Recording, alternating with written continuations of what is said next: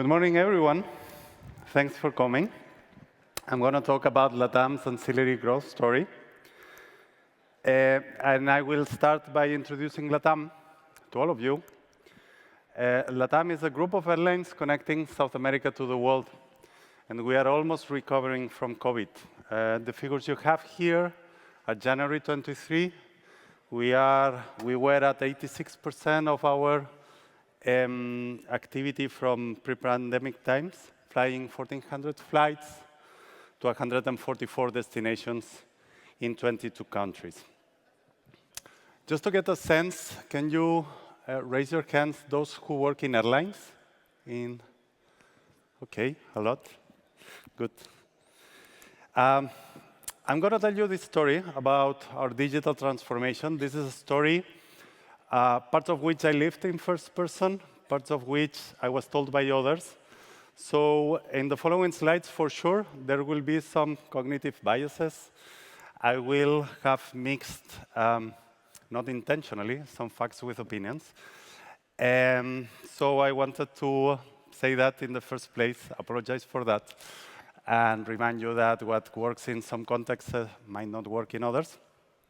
So now the disclaimer is made, and we can start. And we will start with the why. Why did we transform? And the main reason to transform was not to reduce costs, was not to escape a legacy deadlock, and was not to increase revenues, although we were interested in those. The main reason was to respond fast to a scenario of accelerated change, both from our customer preferences and from new incumbents entering the arena. And how did we do it? First of all, we lay out some important foundational guidelines.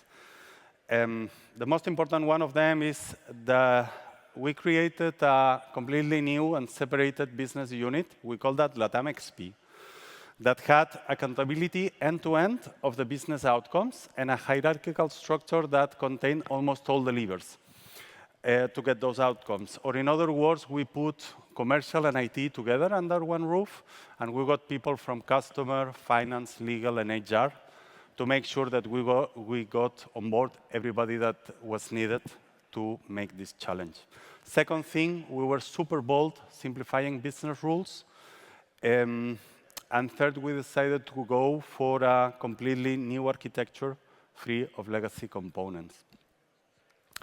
Then we went for a journey-based omni-channel approach, 2 journeys, order to cash and door to door.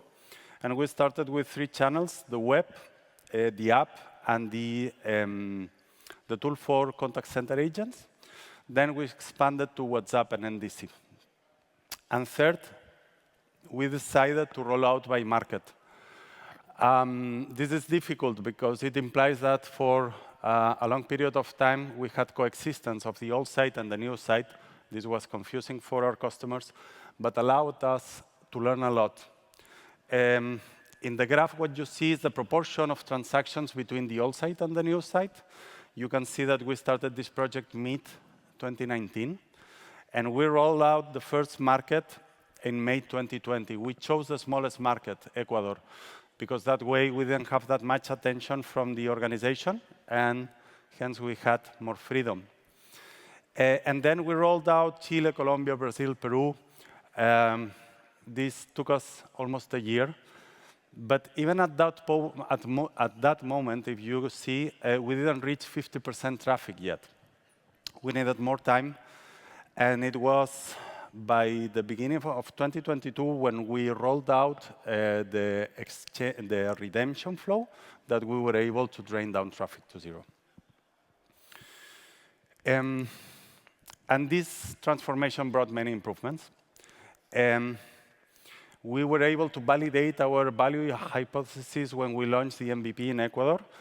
And we got better conversion, payment effectiveness, average buying time, you name it. This is an ancillary conference. And we also got substantial ancillary growth from this transformation. We got improved take rates by better displaying more products in the booking path. And we got an increased average fare by delivering a touchpoint-based pricing segmentation. And that's the growth we got over the last 3 years. These are the COVID years. Um, and this was much more than what we expected would have happened by keeping the status quo. And the reason behind this growth, of course, is this capability of touchpoint-based pricing segmentation. That's at the core. That's super important. But there were two additional factors that played in, which I want to talk about. The first one is technological excellence. We decided to go for a domain-oriented microservice architecture and the first principles approach. This means that principles defined our practices and behaviors in our day-by-day. These are the 12 architecture principles that we followed. I will not go through all of them, but I can tell you that I have two favorites. Number one that says that customer goes before technology, and number 5 that says learn fast, limiting negative effects. This principle was what inspired us and encouraged us to go and do millions of tests in production without affecting our customers, and thanks to which we learned a lot, much more than we could have learned by doing tests in pre-productive environments. This is how our architecture looks like. It's a very high-level representation. You can see it's a layered architecture. You have the channels, the touch points, and the business capability layers that conform the products, and then the micro capabilities and the anti-corruption layer that conforms the platform. And this abstracts us from the core systems, the PSS and the loyalty system. These layers allow for maintainability and easy and rapid change. Then the platform plays a key role, and that is to remove complexity away from the core systems so that the product teams can focus solely on bringing and creating customer value. And the core modules of the platform, of course, are offer and order, but we also have payments and user. How does it look in reality? This is 1 hour of activity representing all the service calls that happen in our architecture. We operate a very large system, more than 1,100 services. We render more than 5 million pages per day, serve more than 1.2 billion requests, and store more than 8 terabytes of logs per day. And the reason and the value of all this technology, it's speed of change. This architecture brought huge speed of change that allow us to launch 9 ancillary products in 11 months, and explains an important part of the growth on the first 2 years of this journey. The second factor I want to talk about is customer centricity. And I think that in our industry, to speak about customer centricity, we need to make a paradigm shift. We've been used for years to the 80-20 approach of legacy core systems. Those systems were designed to solve 90% of the use cases for 90% of the airlines. They have historical limitations, huge complexity, technical depth, and if you just use the box as it is, your customer will get it right 80% of the times, and the other 20% of the times will have to go through excruciating experiences in the contact center. I was talking to someone that told me that the last problem she had with an airline took her 5 hours of her life. Amazon hasn't used 1 minute of my life, and I've been an Amazon user for many years. What you see in the image, it's the response of a very modern service of the latest API layer of one of those core systems. If you read, you can see, please call the call center for the assistance. And that's the answer of a digital service. In the end, what happens is that the back centers gets it right 80% of the time, and the other 20, he fails. And this creates failure demand for the airline and a horrible experience for the customer. This failure demand can be errors, and the customer gets the typical, oops, something went wrong, try again later. Or that he's trying something that is out of digital scope, in which we tell them, please contact us through our contact center to solve this request, or he just leaks. And reality is that the errors problem is a huge one. And it's not normal to measure this precisely, but once you do it, you can discover that in some flows, in some use cases, it can go up to 30% rate of errors. With the leakage, the problem is that you never know which of these users are leaving because they want to do it later, and which ones are leaving because they are so confused that they simply couldn't make it. What we envisioned is this 99-1-0 approach. What do we mean by that?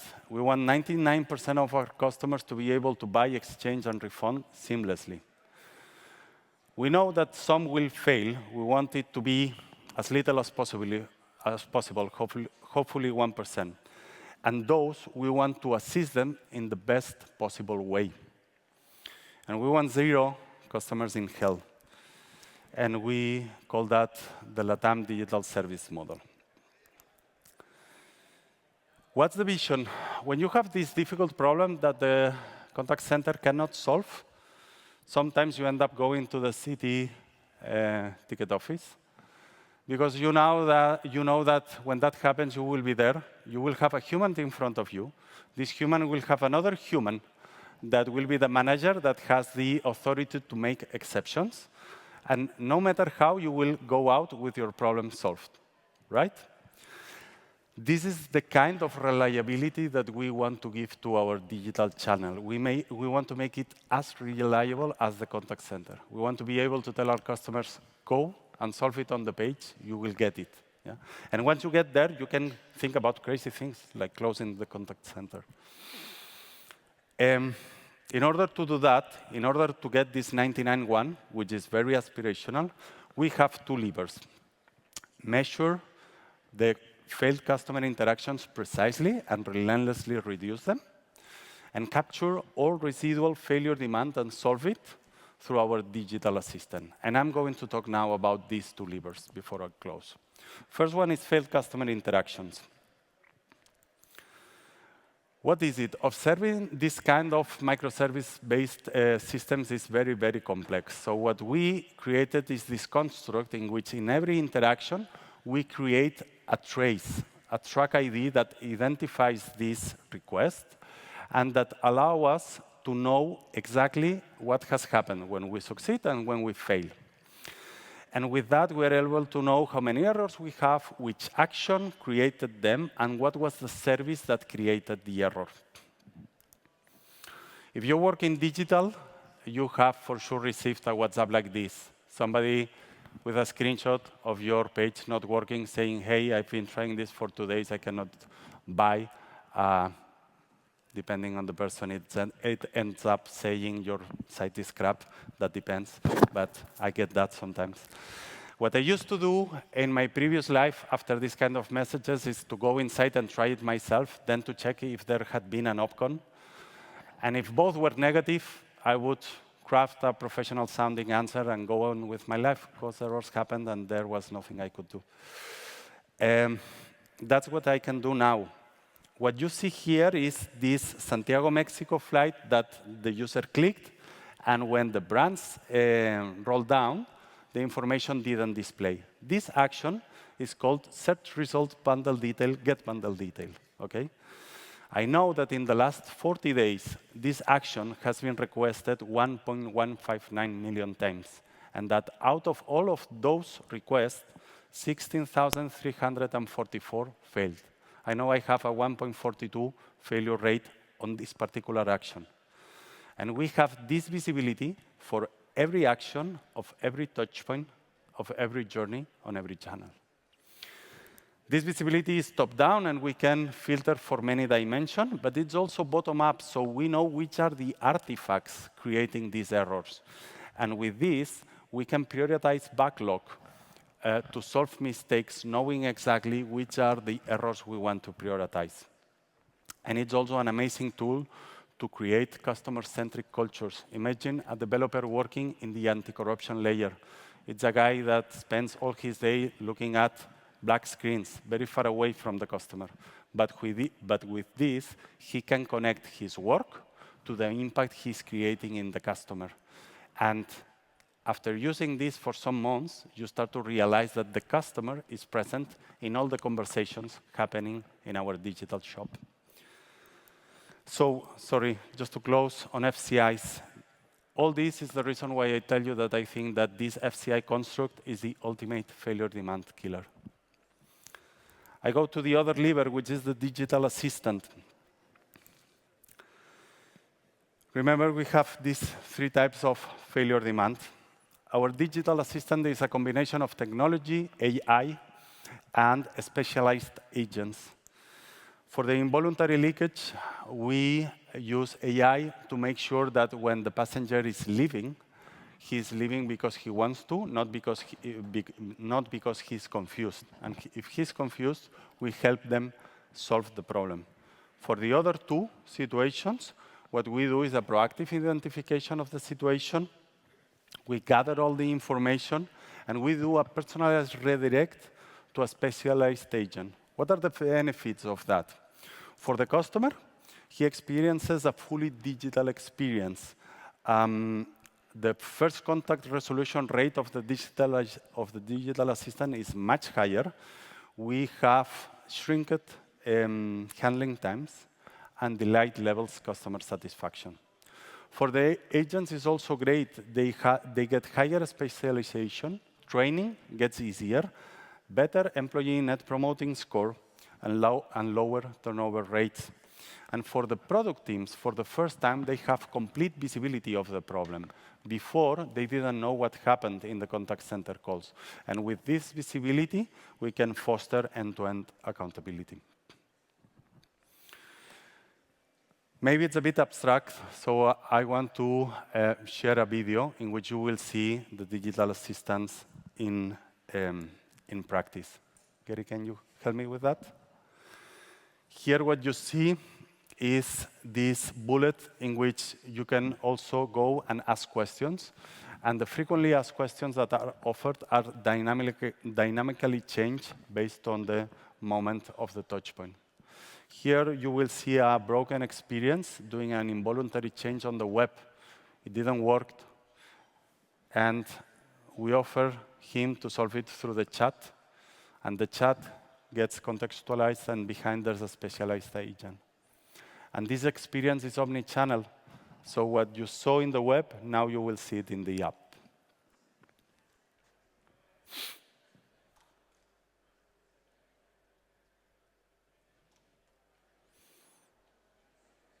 In the app, we switch to WhatsApp. We still haven't developed the web chat in the app. And we lose a little bit of traction with the channel shift, but still works much better than a real call. That's the digital assistant. And with these two levers, I think that we understood the importance of customer centricity. During 2022, we didn't launch a single ancillary product. We were completely devoted to solve errors. And by doing so, we got this increase in ancillary revenue. And that's the reason for our growth between 22 and 23. So I will close just repeating what I had said. The digital transformation that we did in LATAM brought amazing benefits for our customers. And among them, a substantial growth in ancillary revenue. The reason for that was, for sure, the touchpoint-based pricing segmentation that was at the core, but there were two additional factors that helped this growth: technological excellence and customer centricity. Thank you.